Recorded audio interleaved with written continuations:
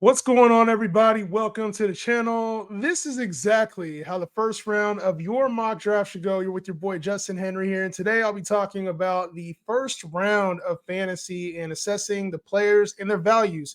Obviously, it's a lot of talent this year in the first round, so no shortage of incredible players here in the first round. But I'm going to give you my guidance as to how I think the first round should go in your PPR league. So if you're here for the first time, make sure you sub to the channel. I drop fantasy football content all season long, sports betting content, player props in the NFL. So if you want to sub and get some good information, as well as win more leagues, definitely drop a sub here and like the video as well. See this thing get to about 100 likes. All right.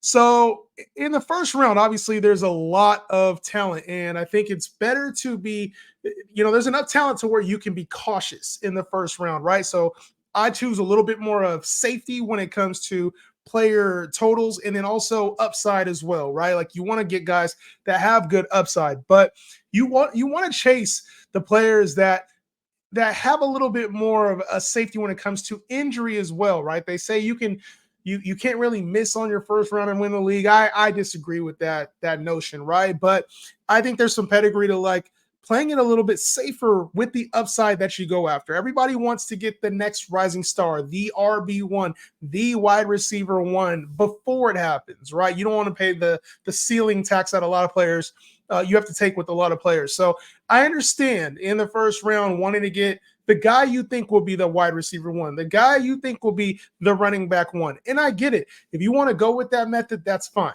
I don't think there's a one size fits all when it comes to fantasy rankings or ADP. So make sure you take the guy that you want, even if it's, a couple positions down. But here's how I would go in the first round and how I think if you're trying to win your league, I think this is the correct order to have these guys, okay? It's more so tiers because when I go through mock drafts, sometimes I'll take different players and try different things out. Or if I know my league mates, maybe I'll take a different position because I feel confident later in the draft. So there's a lot of strategy when it comes to who you're going to select in the first round. It also depends on your risk tolerance, right? Like if you are cool with the player that has immense upside, but maybe a lower floor, now you can, can change the order of these. So I prefer in the first round to get talent that we know is there that has really high ceiling, but then also offers a little bit of safety. And so I'm going to go over that order right now. The first pick in your drafts should be Tyreek Hill when it comes to PPR leagues. It should be Tyreek Hill. And I know there's a lot to be said about some of the other receiver candidates out there, or maybe even Christian McCaffrey, right? But Tyreek Hill had a wide receiver 2 finish last year, and he's been a top 2 receiver, a top 3 receiver, a top 2 receiver in 3 of the last 4 seasons. So it's like he's durable. We know Tyreek Hill is kind of like the hammies come up every now and then, but he's consistent, and we know what we can depend on with him. He'll be even better in this offense with yet another year in it.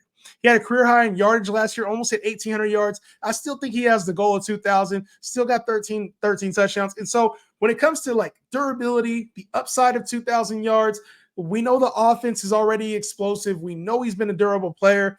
He's in his prime right now. I don't see a reason why Tyreek Hill can't be the number 1 pick and shouldn't be the number 1 pick for your fantasy team unless you decided you wanted another player. So give me Tyreek Hill, even though he wasn't the wide receiver 1 last year. He was on an incredible tear last year until he got a little bit banged up there in the second half of the year towards the fantasy playoffs. So Tyreek Hill would be my number 1 player for the safety and the upside. Number two, the second player should go in your fantasy drafts, CeeDee Lamb. And this is for PPR leagues, right? He was the wide receiver 1 on the season. And, he'll be in the wide receiver 1 discussion again. The only reason I'm tearing him down just a little bit, it's tough to replicate that kind of season, what he had, right? He's had back-to-back top 5 seasons, but it's tough. He had, 130 catches, 1,700 yards. Like, that's a tough season to duplicate. I just talked about that with Tyreek Hill. But this is the first time we've seen CD in that role, right? He's also got some things going on with his quarterback. Dak could potentially be a free agent. If things go south with the Dallas Cowboys, like you never know what happens with that team. Also, he's having contract disputes, right? He's going to be holding out potentially. So hopefully by the time this video reaches, August, we have things worked out. And we know CeeDee Lamb is going to be a Cowboy for a very long period of time. But if not, that's another factor that we have to now factor into this. Will he hold out? Is it going to be a game? Is he going to get the contract right? Is he going to go through preseason? Is he going to go through training camp? A lot of times that can affect players in their start of the season. So he started the season slow last year and finished up incredibly well. Obviously finishes, the wide receiver one. So not a whole lot of worries when it comes to CeeDee Lamb. But if we're just splitting hairs here, the same upside, same potential, just a little bit more security with Tyreek Hill, in my opinion. Next up, Christian McCaffrey, who was the RB1 last year, had an incredible season, 21 touchdowns when you combine his rushing and receiving touchdowns. And, he's had back-to-back healthy seasons now with the 49ers. And this is one of the things you had to worry about with Christian McCaffrey. And I kind of still do, right? It's tough to go back-to-back seasons as the RB1. But the Niners use him in the red zone. And one of the things that does concern me slightly when it comes to Christian McCaffrey is the fact that they're talking about limiting his touches or keeping him a little bit more available. He's getting up there in age. And with running backs, I'm not going to lie, I never want to project injury on anybody, but it is tough to have back-to-back healthy seasons as a running back. So obviously we love the production, and Christian McCaffrey, when healthy, is the best running back in fantasy football, bar none. So he's kind of shaking off this injury-prone tag he had a little bit earlier in his career.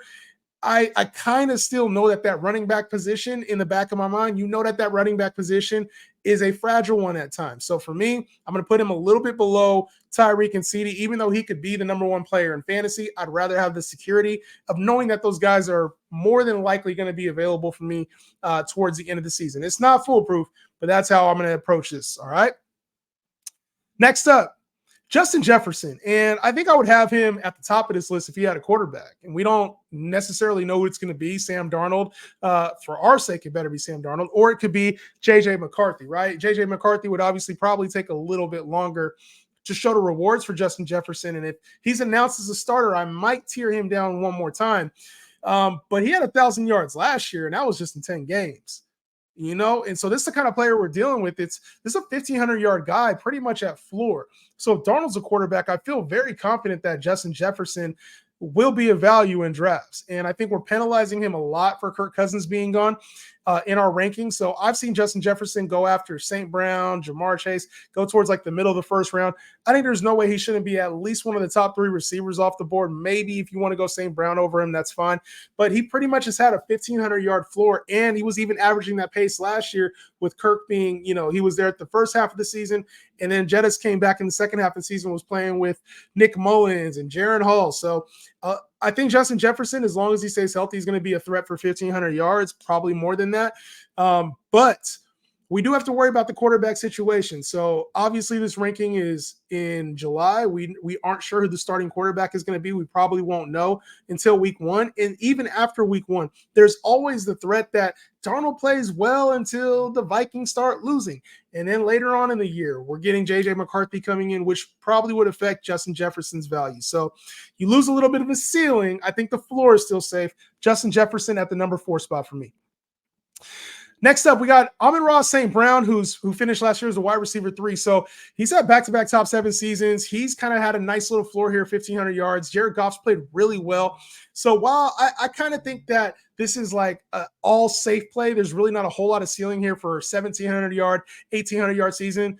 This is a guy you just know is going to be there. So if you're more concerned about just finding those safe pieces, as I talked about earlier, this is your guy, and especially in a PPR league, plays out the slot a lot. He'll see a lot of volume. He had 119 catches last year. So I have no doubt St. Brown is going to be in this exact same spot if he stays healthy the entire season. They haven't added a whole lot to the offense, and this is pretty much going to be the same look as it was last year and, essentially the year before as well. So St. Brown should still be an asset in fantasy, a building block, and this is a player in previous years I hadn't shown enough respect to. Amon-Ra St. Brown should be a top 5 receiver off the board this year in your guys' drafts. Next up, Bijan Robinson. The common thing I'm seeing right now is Breece Hall in this spot as the number 2 running back off the board. And Bijan Robinson, for all intents and purposes, last year was kind of a dud for where we were drafting him in the first round. I wasn't on Bijan Robinson as a lot of people were, but he was going in the first round, and he finished as the RB9. So it wasn't like it was a failed season, but for us in fantasy, it felt like it was a failed season. The Arthur Smith experience didn't do us well, but he almost had 1,000 yards last year, and we know the potential with Bijan. It's not like we didn't see the potential. It's just we didn't see the usage. So in comes Raheem Morris. We know the usage is going to be there. This is a guy that could finish as the RB1 in fantasy, especially with the way Raheem Morris is talking. Like, there's a lot here. So if we could see somewhere around the 225 to 250 carry marker, 250 to 225, this is going to be an explosive season for Bijan Robinson, especially if we get closer to that 300 marker. So I think he's still going to be involved in the receiving game a lot. I almost think there's no way he doesn't finish as like a top 5 back this season, just with the way that the team's going to be involved. You bring a guy like Kirk Cousins in there, he helps open things up in the run game, and then also as a pass catcher too, we should see Bijan be involved. So I just think this is going to be an incredible season from Bijan Robinson. The only way I think he doesn't finish as a top 5 to 3 back is with the injury. So I think on a per game basis, this is a player you will want to have on your team, and we're going to see some mega games out of Bijan Robinson this season. So give me Bijan. I like him right here outside of those top 4 receivers. Next up is Ja'Marr Chase, who has the profile of those guys, but we just haven't seen it for an entire season. He's had one top 5 season, which to me is a good sign, but like he finishes a wide receiver 11. He's had trouble staying healthy. Joe Burrow's had trouble staying healthy. So while he fits the profile of the guys that have gone before him, the risk factor to me is a little bit higher. He had 1,200 yards last season, only 7 touchdowns.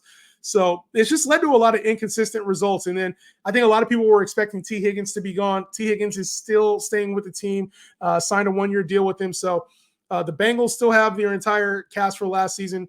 Only thing I could say is now Joe Mixon's gone. This team is going to be relying a little bit more on their stars, T. Higgins and Ja'Marr Chase.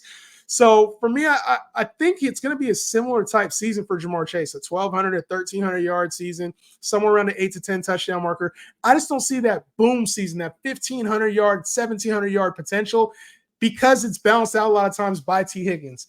So especially when you factor in the injury stuff that's happened with Ja'Marr Chase in his career, the being nicked up at times, and then also Joe Burrow unable to stay on the field for an entire season.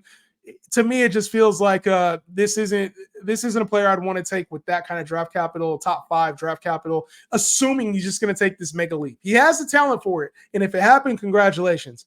But I'm going to take a little bit of that risk factor out of it and take the guys that I have ahead of him right now. All right, next up, we got A.J. Brown. A.J. Brown should be the next pick off the board. This is pick number 8. So I kind of feel like this top 9 is really solidified, and a lot of people are going to find value at the back end of this 5 to 9 range when it comes to your drafts. You can get a guy like A.J. Brown who, he finishes the wide receiver 5 last year. The team paid him very well this offseason. And, he was kind of off to a slow start even last season, right? Like it was Devontae Smith early on, and he's been a consistent top 5, 6 receiver in fantasy. He had 1,400 yards last year, and now we bring in a guy in Kellen Moore who likes to air things out. So a lot of this has been tush push. Those touchdowns have been a lot of Jalen Hurts. We're going to probably see a little bit more of a faster, higher level passing attack out of this offense, and especially with Jalen Hurts. I think A.J. Brown is going to see a very similar yardage-wise season, probably an uptick in touchdowns as well. So A.J. Brown is a player you can always rely on. Kind of reminds me of like Amon-Ra St. Brown. Just what you're getting, elite production. At times he's been nagged with injuries, but we didn't see that last year very much. So I like A.J. Brown a lot, and I think this is a very good player and probably in for a better year than we're thinking with the addition of Kellen Moore to this coaching staff. All right, so A.J. Brown, very good pick here in the first round. At pick number 9, you get Breece Hall, who was the RB2 last year, had a monster finish of the season last year. But a lot of that was baked into the passing game. So I think with him, I would expect this to be a really good year for Breece Hall as well. Could probably challenge for the number 1 spot. But you go into the draft thinking, okay, where's my upside and where's my floor? The upside last year was with Breece Hall in pass catching, right? He had 76 receptions. Aaron Rodgers is coming into the fold now. And this is a guy who likes to push the ball downfield, trusts his receivers, he trusts his arm. Now I get it. Breece Hall could have, a really good season, but a lot of what he had was in those last, few games after week 12. He had 6 targets in like 7 out of 9 games that he had after week 12. So, now that's not even adding up right, but 7 out of the last 9 games, whatever the number was, Breece Hall was being targeted heavily by these backup quarterbacks. It wasn't Aaron Rodgers. And To assume that he's going to get 6, 7, 8 targets a game, I think that's expecting a lot out of a guy that they're also going to use in the run game. And then they also drafted Braylon Allen. So now they have another very talented back in the backfield that we don't have to give Breece Hall every single carry. You have another talented running back in there to take some of the load off. So I think Breece Hall will be an excellent running back. I think some of his upside is a little bit capped. And if you're expecting the pass catching to be there, okay, then maybe you take him a little bit earlier. But for me, I like the upside of Breece Hall, Bijan Robinson, the upside of CMC a little bit more than Breece Hall. I still think he'll be phenomenal. He's my RB3 off the board going at pick number 9. All right, next up, Saquon Barkley. And to be honest, these running backs and Breece Hall, Saquon Barkley, I'm going to be touching on a couple others here in a second. There's not a big difference in potential to be the RB1, in my opinion. I think Christian McCaffrey is just the safest bet. Bijan, Breece Hall, Saquon, the other names that Jonathan Taylor, Jahmyr Gibbs, they all have similar upside, in my opinion, to finish the season as the RB1. A lot of it comes down to health with these running backs, right? Or maybe potential usage. With Bijan, we're getting a new coach. Breece Hall, we're getting a new quarterback. Saquon is on a new team. Jonathan Taylor, new quarterback and healthy. Jahmyr Gibbs expected to increase his role from last year. So there's a lot of different scenarios with these running backs, and Saquon Barkley probably has the biggest one. He's going from a team that absolutely needed him to do every single thing on the field. Run the football, catch the football, score the touchdowns, be the playmaker, shit at times, throw the football, whatever it was for Saquon Barkley, he had to be it, right? So he goes to a team now with a great offensive line in the Philadelphia Eagles. He goes to a team that doesn't necessarily need him to be the main catalyst on offense. Where you have a star quarterback, you have star receiving core. The offense is going to hum without Saquon Barkley. And he only played 14 games last year, still finishes the RB13. He was inconsistent most of his, outside of his rookie year. There was times when we saw Saquon kind of be inconsistent with that team because he was the focal point of the offense every single time on the field. We don't have that this year. We saw what DeAndre Swift did in this offense. It's going to be crazy watching what Saquon Barkley does in this offense. I think that Saquon, as long as he can stay healthy, has the same upside as everybody else being drafted in this range. Don't let the pundits fool you. Saquon Barkley's going to be a monster. The only thing we have to worry about is Jalen Hurts going to take away those goal line tush pushes? Is that it? Can we get Saquon Barkley some red zone work? And we'll see what Kellen Moore does with it. But Saquon Barkley here at pick number 10 for me. At pick number 11, we got Jonathan Taylor, who didn't really see a full workload till after week 8. He was injured, dealing with the ankle.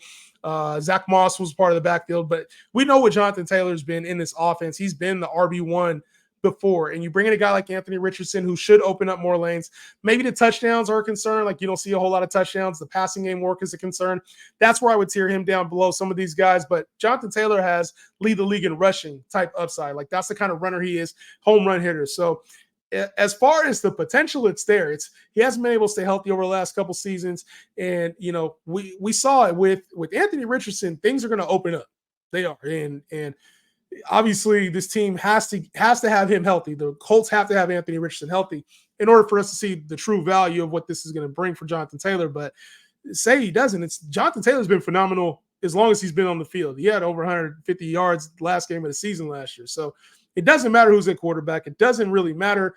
But with Anthony Richardson, it elevates things. It takes things to a whole new level outside of maybe you're worried about him vulturing a couple touchdowns on the season. Jonathan Taylor, that's the only reason he's down here. Otherwise, he'd be higher. He's the number 11 player I have coming off the board. And then last but not least, the 12th pick here in the first round, Jahmyr Gibbs. He finishes the RB10 even after a slow start. Once David Montgomery got hurt, he gained a lot of trust to this coaching staff.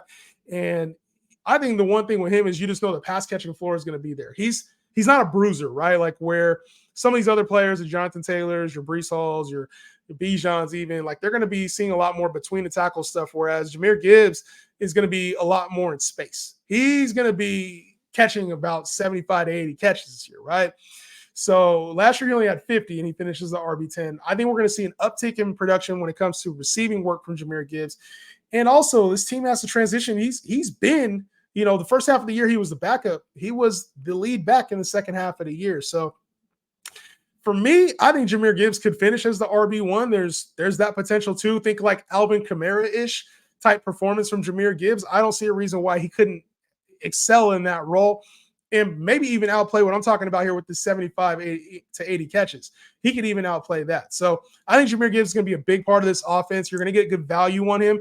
And I really like the back end of this first round because there's supreme value with all of these running backs, like I said, and they all have sky-high potential. So that's how I have the first round of your fantasy football drafts going. Let me know what you guys think in the comments. I left off a couple names that are almost unanimously going in the first round. Let me know if you agree with the rankings. I'll see you on the next one. Peace out.